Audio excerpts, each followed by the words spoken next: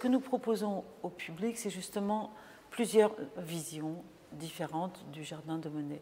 Comment représenter le jardin de Claude Monet aujourd'hui, sachant que ce jardin n'est pas n'importe quel jardin, c'est un monument d'histoire de l'art, c'est un jardin qui a été conçu par Claude Monet dans le seul but de sa peinture, pour devenir un motif.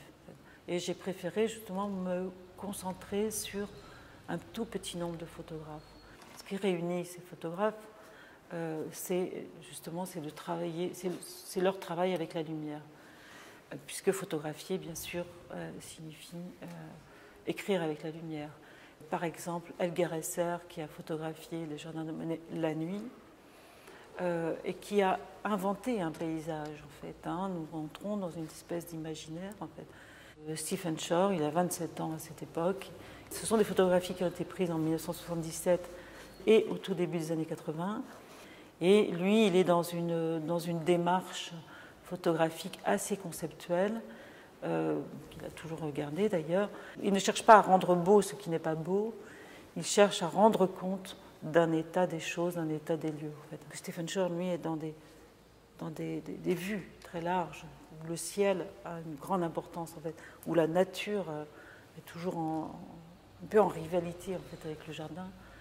Alain Plossu a mis ses pas dans ceux de Monet, il s'est penché en fait, sur des fleurs, il s'est arrêté sur des moments, mais il admet qu'à un certain moment, il n'a pas pu faire autrement que de faire des photographies un peu impressionnistes. Mais il assume. Toutes ces photographies ne sont que des hommages à Claude Monet, même si on ne reconnaît pas forcément la peinture ou le jardin de Monet. Les 20 dernières années de sa vie, le jardin est devenu quand même le motif principal de sa peinture. Et pour un artiste, je pense, photographier le jardin, c'est se confronter pas seulement au jardin, mais aussi à la peinture. En fait, la peinture de Claude Monet. Donc ça, c'était le principal défi.